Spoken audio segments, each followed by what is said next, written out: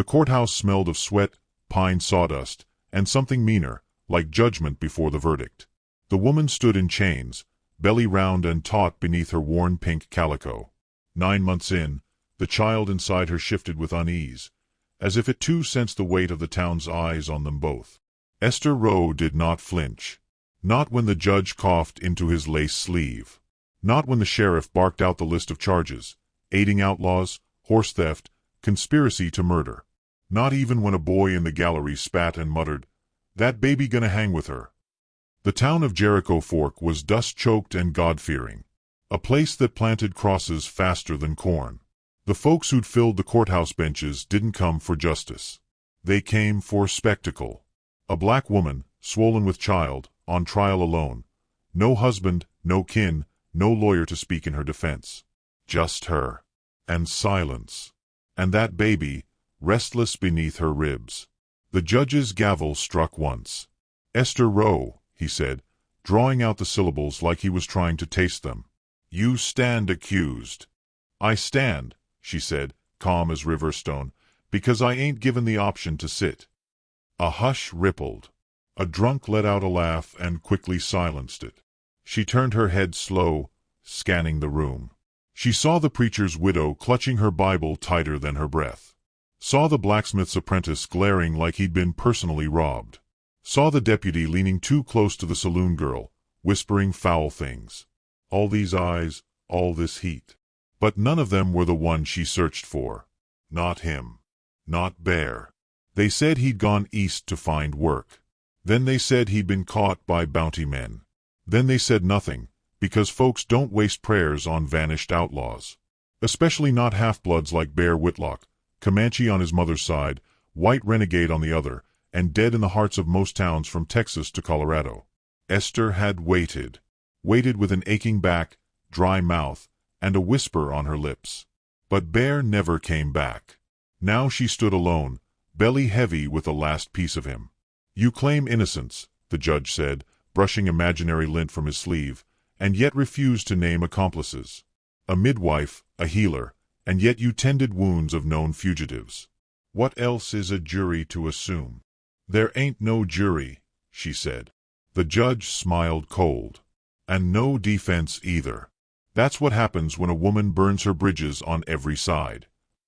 The sheriff shifted, boots creaking. "Town's been patient. You got 3 days left before birthing. She'll drop soon, Judge. Could sentence her now, hang her after the babe's out." A few murmurs of approval. One woman muttered, "Sin don't pause for contractions." Esther's throat tightened. Not with fear, but rage. Slow and deep, like an ember beneath ash. "You want to try me, do it. But I tell you now, my child's innocent. And I'll walk to that gallows if it means birthing her free." The silence then was thick as smoke. No one moved. Even the judge paused, unsure how to swat that down. And then came the sound. Boots. Not the hasty clatter of a deputy. Not the drunken stagger of a latecomer. But slow, certain footsteps, drawing nearer down the center aisle. The saloon doors had opened without a creak. The light from outside made a golden stripe across the wooden floor, stretching like a brand toward the judge's bench. A figure stepped into it. Tall. Weather-worn. Black duster trailing dust behind him. A gun low on his right hip, handle smooth from years of wear. His hat was pulled down just enough to shadow his eyes, but not his mouth. A mouth with a half-burned cigarette resting at the corner and a scar that ran through the stubble on his jaw like lightning-split skin. The room held its breath. The stranger said, "She's already married." The judge blinked. "I'm sorry." He stepped forward. "You're about to sentence a man's wife." Figured he might want to say. Esther's heart stilled. That voice wasn't Bear's. But it was familiar. Too familiar. The man pulled a crumpled blood-stained paper from inside his coat and placed it on the judge's desk. "Name's Cole Briggs. I was there when her husband died. He asked me to see her safe. And I did better than that. I married her." Lies. Had to be. She stared at him, trying to read past the calm.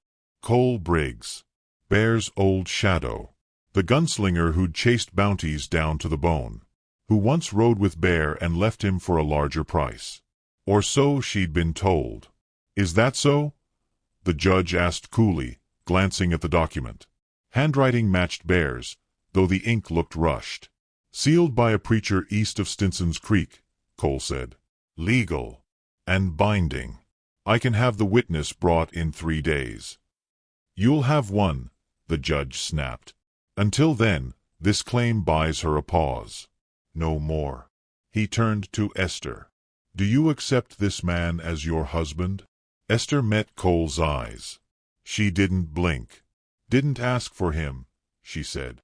But you'll take him, the judge said, without waiting for answer. Court is adjourned until witness arrives or baby does. Gavel slammed. Papers scattered. Esther's wrists were unchained, but only because she was now in custody of her so-called husband. As she was led from the courtroom, Cole fell into step beside her. You're lying, she said under her breath. Only partly, he said. I buried Bear myself. She stiffened. Where? 3 Trees Ridge, marked with stones. You had no right. I owed him. That paper, he wrote it dying. Said if I wanted to live long enough to clear my sins, I'd better start with you. She almost stumbled then. Almost. But her spine held. You came for the gold, didn't you? No, he said. I came because you're the only thing Bear ever believed in that didn't get him killed. A beat. Then she asked, quiet. You gonna touch me? No, he said. Not unless you hand me a bullet first. They reached the door. The sunlight outside was hard, the kind that cracked lips and wrung sweat from the bones. The town was waiting. Watching. She stepped into the light, chin high. Cole followed. And behind them, in the hush of the emptied courtroom, the cigarette on the judge's bench still smoldered, curling smoke around Bear Whitlock's forged signature. Esther didn't know what Cole truly wanted. She didn't trust the paper. Didn't trust the quiet way he watched her. Didn't trust the men in town who still whispered the word, which, behind her back. But one truth held. For now, she wasn't alone. And in this town, that was dangerous. For both of them. The barn smelled of mold and horses, and the rafters above groaned with each gust of prairie wind, like they might finally give way and let the whole rotten thing collapse. A single oil lamp hung by a bent nail, flickering its weak yellow light across the uneven floorboards. Esther sat on the straw-covered cot, ankles swollen, dress damp from the heat, while Cole Briggs leaned against the far wall like a man with time to spare. Neither of them spoke for a while. The deputy guarding the barn had long since passed out beside the feed sacks, gun holstered, breath loud. Esther had counted the minutes between his snores. 17. Then 12. Then 19 again. She wondered if it meant something. Cole didn't touch his revolver, but he didn't relax either. His eyes kept moving. Window, door, corners. She noticed he didn't trust the dark. That made 2 of them. You plan on explaining why you walked into a courthouse and called me your wife? She asked at last, voice low but sharp. I did explain, he said without looking at her. Bear asked me to. Dying man's wish. She rubbed her belly. The baby shifted restlessly. Bear didn't believe in legal things. He believed in people. Cole's gaze finally settled on her. He believed in you. That landed heavier than she wanted it to. She looked away, toward the barn door, where a sliver of moonlight cut through a missing board. So what's your vow then, gunslinger? Keep me alive just long enough to collect what Bear buried. If I wanted the gold, he said, I wouldn't be here explaining myself. That ain't an answer. He pushed off the wall and stepped closer, slow, so she wouldn't think he meant to crowd her. Bear told me where he buried it, sure. But he made me swear something first. He said, don't dig it up unless she's the one asking. Cole shrugged. I didn't come for treasure. I came because I owe him. And because he said you'd need someone who knew how to shoot straight. I need someone who knows how to stay, she muttered. He heard it. But he didn't answer. Outside, A coyote yipped in the distance. The prairie replied with silence. Cole turned back to the barn door and peered through a crack. "You think the judge bought the story?" "No," she said. "But he's afraid of the town looking soft. He'll give it the night.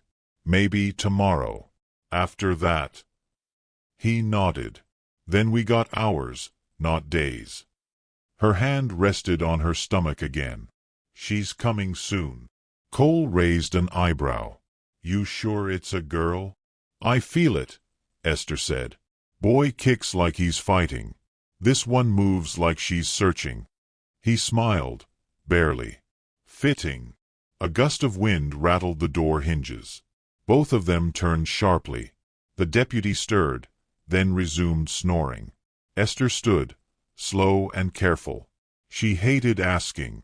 Hated the thought of needing anyone, especially a man who once chased her husband like a paycheck. But she'd seen how the judge had paused when Cole spoke. Fear respected fear. "I need to know if you'll stand when the noose comes back," she said. "I don't make vows easy," he replied. "But I don't break 'em once they're made." She stepped toward him, close enough to see the storm behind his eyes. "Then make one now." His jaw clenched. "I will get you and the child out of this town alive." She didn't say thank you. Didn't soften. Just nodded once. "Then we're bound by that." Outside, the moon rose higher. The air thickened. The town's peace held only because no one was yet willing to strike first. Cole laid down near the wall but didn't sleep. Esther sat back on the cot, her eyelids heavy but her mind sharper than ever. Something didn't sit right. Not just with Cole, but with the silence. Too still. She shifted. Pain flared through her back, low and biting. Not yet, she thought. But the baby disagreed. She grit her teeth and breathed slow, deep. Minutes passed. Then more. The wind howled again, and this time it carried something different. Boots. Outside. Several pairs. Cole sat up at once. No words. Just movement. He blew out the lamp, checked his revolver. Esther stayed still, one hand gripping the edge of the cot. 3 shadows passed the window. Then a knock. Sharp. Unfriendly. Cole stood. Drew his gun but didn't open the door. A voice outside said, "Deputy." Too cheerful. "We heard you might need relieving." The deputy didn't stir. Drunk as a stump. The doorknob turned. Cole fired. The shot rang out like thunder, bursting the silence wide open. Screaming followed. "Back window!" he barked to Esther. She stumbled to her feet, gasping as another contraction tightened across her belly like a rope. "I can't run." "Then crawl." He slashed the ropes holding the shutter. She dropped low and crawled, belly to boards, as gunfire tore through the door. The deputy died with a whimper. Bullets slammed into the walls like hammers. Cole threw a table up for cover and fired again. Clean, practiced, efficient.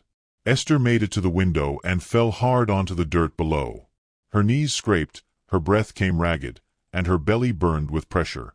Cole landed beside her a second later. "Move." They ran.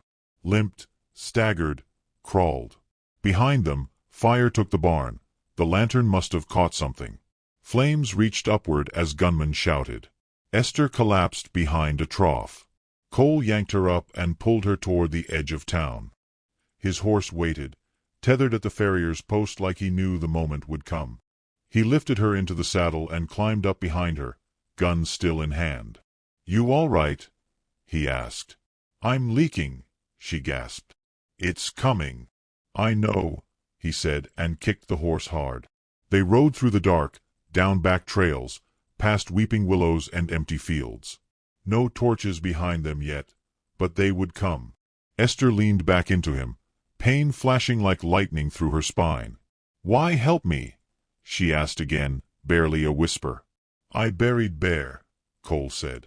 Held his hand while he bled out. Thought maybe he'd curse me. But all he said was your name. Over and over. He wasn't afraid of dying. He was afraid you'd be alone. She closed her eyes, tears burning.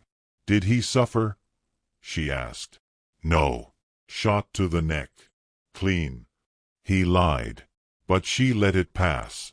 The horse stumbled briefly, then corrected. The sky began to gray with approaching dawn. Somewhere far behind, a bell rang once. Maybe the church, maybe a warning. Esther let out a cry, sharp, involuntary. "It's coming. Now, Cole." He pulled the horse up at a line of cottonwoods. Beyond them, a narrow ravine. He remembered it. Old Comanche ground. Bear had brought him here once, said the caves were cool and safe even in heat. He jumped down and caught her in his arms as she fell forward, soaked with sweat and water and blood. He carried her toward the shadowed mouth of the cave. "You ever delivered a baby before?" she asked, voice trembling. "No," he said. "But I can follow orders."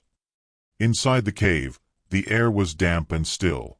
Cole built a fire with hands that barely stopped shaking. Esther screamed again, and he knelt beside her. The saddlebag held whiskey, a blanket, a knife. He unrolled them like tools of a trade he didn't know. "Tell me what to do," he said. And for once, Esther did. The contractions came hard now, close together. She cursed, clawed, gasped. He held her leg steady and cut fabric with the blade. She leaned into the rock, slick with pain. Cole wiped her brow with trembling hands. "You can do this." She spat blood. "Don't talk to me like I'm soft." Another scream. Then a silence so thick it seemed to muffle even the fire. The baby arrived. Cole caught her, small, slick, furious. He wrapped her in a dry cloth and stared like he didn't believe in miracles until one screamed into his hands. Esther collapsed, spent, crying without sound. "She's alive," he said. "She's here." Esther didn't speak for a long time. Then she whispered, "Hope." Cole looked at her.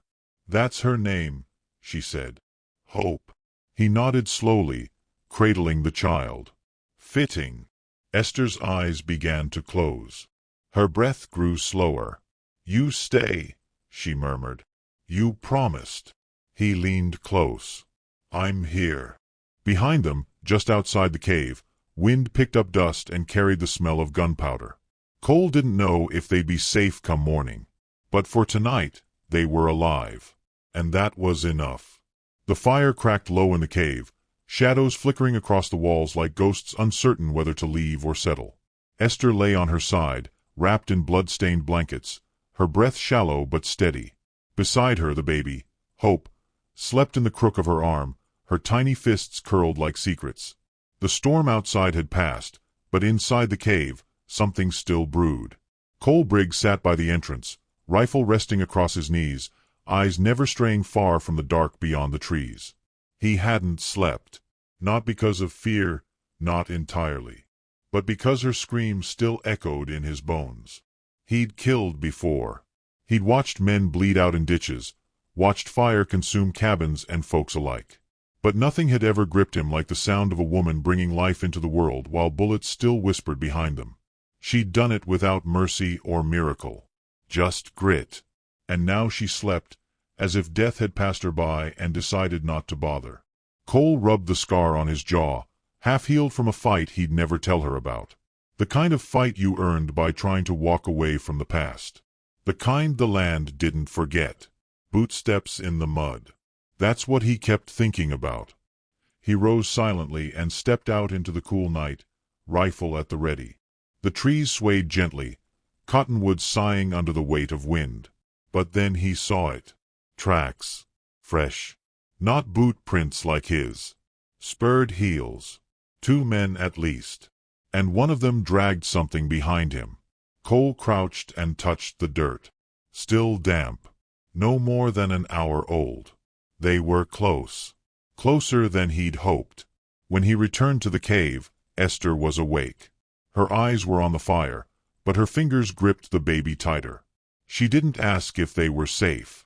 She already knew. "How many?" she murmured. 2. Maybe 3. And they know where we are. Her lips pressed into a thin line. "Then you best not waste time telling me lies." He sat across from her, gathering the weapons he'd laid out. Rifle, Colt, one small derringer tucked in a boot heel. He placed the derringer beside her. She stared at it. "You expecting me to shoot with one hand while nursing? You expecting to die quiet?" Her eyes narrowed. "You're foul." He didn't disagree. He handed her a canteen. She drank slowly, then wiped her mouth with the back of her hand. "There's more to this," she said finally. "More than just bounty hunters sniffing gold." "Who is it?" Cole paused. "I think one of 'em's Ephraim Cobb." Esther froze. She knew the name. Ephraim Cobb had ridden with the South long after the war was lost. Took scalps for money, bodies for warning. A man who'd shot Bear once just to see how loud a Comanche could scream. "He followed Bear for years," she whispered. "And now he's following me," Cole said. "He heard about the gold. Heard about the child. He thinks Bear left something more than a grave behind." Esther rocked slightly, the baby fussing. "You think he'll wait till dawn?" "No," Cole said. "I think he's already watching." The fire popped. A soft laugh echoed through the canyon, too loud to be wind. Cole sprang to his feet, rifle raised. Another voice, low, smooth, laced with cruelty, floated through the cave mouth. "Briggs, I'll give you this. Didn't think you had the stones to run off with a woman and a child. Touching, really." Esther stood slowly, babe swaddled close, derringer hidden beneath her shawl. Cole stepped outside. Cobb stood 20 yards off, hat tipped back, long rifle slung casual over one shoulder. 2 others flanked him, one missing an eye, the other twitching like a dog fed gunpowder. "Evening," Cobb drawled. "That your new family? I heard she killed a preacher's girl. Now that's a story." Cole said nothing. Cobb grinned. "I came for what's owed. The gold. And maybe the girl. Reckon there's men out east would pay high for a pretty angry thing with a baby and no name." Esther stepped out of the cave behind Cole. Her presence stopped even Cobb's mouth for a second. "You're not touching my child," she said. Cobb tilted his head. "She got the outlaw's blood, don't she? That makes her currency, sweet. And you're just guilt dragging your own chain." She lifted the derringer and fired. The bullet caught Cobb's arm, grazing deep. He cursed and ducked behind a boulder as the other 2 opened fire. Cole tackled Esther back into the cave as bullets hit rock, flaring sparks. He rolled over her, firing back, each shot calm, practiced, precise. One of the men dropped, eye patch. Gone with a grunt. The second man circled left. Cole saw his shadow move but couldn't get a shot off in time. "Stay low," he shouted. Esther crouched beside the fire, shielding hope with her body. Smoke curled up, and she coughed, but her hand never trembled. The baby cried now, loud and raw, like the desert itself had birthed a storm. Cole broke cover and flanked wide. He caught the second man with a knee to the gut and drove the butt of his rifle into his face. Once, twice. Blood splattered the stones. Cobb retreated up the ridge, yelling curses. "This ain't done, Briggs. You can't bury the past." Cole fired once more but missed. Silence fell again, heavy and sharp. Esther rose slowly, her knees bleeding from the cave floor, baby screaming in her arms. "He'll come back. I know," Cole said, panting. "He won't stop. I know." She stepped forward. "So don't run again." He met her eyes. "I'm not." They dragged the bodies out of the cave, buried them shallow beneath the cottonwoods. It wasn't mercy, it was strategy. Keep them hidden long enough to move. The baby had quieted, eyes open and alert. Cole wrapped her tighter in the blankets.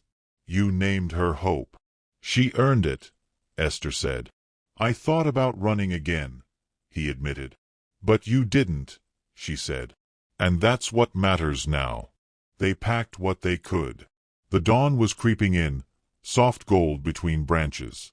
"We can't stay here," Cole said. I know. Southwest, he offered. There's a border town. Quiet. No law, just barter. We could disappear there for a while. And then what? She asked. Then we figure out what life looks like when it's not running. Esther didn't answer. She just walked toward the horse, babe tight to her chest, and swung up with more strength than she should have had left. Cole followed, wincing from bruises, from memory. As they rode down the path, past the graves, past the ash where the fire had burned, he looked back once. He thought of Bear, of the last words Bear had ever spoken. If she forgives you, you live. If not, you keep walking. Esther hadn't forgiven him. But she hadn't left him either. He didn't know what that meant yet. Only that for the first time, he was riding toward something that felt like it might last. Even if the past followed. Even if the gold meant death. Even if Cobb returned. The baby stirred. Esther rocked gently. And behind them, high in the cliffs, the wind carried laughter. Not Cobb's. Bear's. Like maybe the dead still watched. Still judged. Still loved. Cole's breath rattled in his chest, shallow and sharp, blood soaking the left side of his shirt like spilled ink on a confession.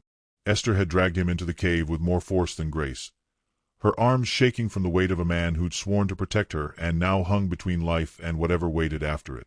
Hope lay swaddled against Esther's chest, wailing softly as thunder rolled again in the distance. She pressed a blood-soaked cloth to his wound, whispering to herself, not prayers but instructions. Stay awake. Stitch clean. Don't die. Cole's eyes fluttered. Don't let me bleed out stupid. Don't you give me orders now, she hissed, needle trembling in her fingers. You had your moment to be a hero. This ain't it. The bullet hadn't passed clean. It sat buried under the skin near his ribs. She could feel it with her fingertips. Hard, round, still hot. Every breath he took was wet with pain. I can get it out, she murmured, more to herself than to him. But you're gonna scream. He coughed a weak laugh. Ain't the first time a woman said that. She stabbed the needle into a length of thread and set the bottle of whiskey between his teeth. Bite down. He did. And she dug. The sound he made wasn't human. It filled the cave, spooked the horses outside, and sent Hope into a fit of crying that echoed off stone. But she didn't stop until the bullet clinked into a tin cup beside them. His body sagged. He mumbled something she couldn't catch. What did you say? His lips barely moved. Tell her. Her daddy weren't the last man to love her right. Esther sat back on her heels, bloody and pale. You ain't her daddy. And I sure as hell ain't your woman. I know, he rasped. But I stayed. She looked down at him, eyes rimmed with fury and something else. Something older. Older than the war. Older than the town that hated her. Older than Bear's grave. You did, she whispered. You stayed. She stitched him with shaking hands and steady rhythm, like she'd done before on other men in other hideouts. But this time felt different. The cave held its breath with her. The firelight cast his face in flickering amber, and she wondered, not for the first time, if love was sometimes just the courage to return. Morning came late. The sun reluctant to rise, as if it feared what it would find. When Cole stirred again, she was already packing. You plan to bury me or drag me, he croaked. Esther smirked without warmth. You're too heavy to bury. He sat up with a grunt, one hand pressed to his side. Where to now? We're going back. He blinked. Jericho Fork? I'm not running. Not from them. Not from this. You think they'll listen to anything you got left to say? I think they'll listen to the truth. And if not, then they'll listen to me anyway. He stared at her for a long time. Why risk it? Because I'm tired of hiding, she said. And because this baby deserves a name spoken out loud, not whispered like shame. They left the cave before the sun reached its peak. Cole rode weakly behind her, blood soaking his bandage anew, but stubbornly upright. Esther rode with Hope strapped across her chest, her chin high and her eyes fixed. The road back to Jericho Fork was dry and narrow, lined with silent mesquite and broken fence posts. The same way she had come weeks ago in chains.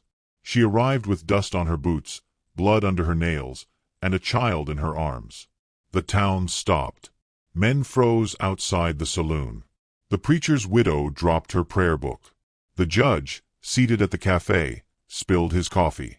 Esther dismounted like a queen, handed the reins to a boy too stunned to speak, and walked straight to the courthouse steps. The sheriff stepped out to meet her, one hand on his gun. "You've got no place here." "I got every place here," she said. "You tried to kill me before she was born. I came back to name her." The judge appeared behind the sheriff, face pale. "Esther Rowe, this is trespass." "Then arrest me," she snapped. "And while you're at it, arrest him too." She pointed to Cole, slumped but steady beside the livery. "He's the man you tried to bury along with my name." The sheriff stepped forward, but the townspeople held back. Whispers cut through the morning air. "She's got a baby. Didn't she stand trial? She's still alive?" Esther reached into her satchel and pulled out the folded, blood-smeared letter Bear had given Cole before dying. She held it high.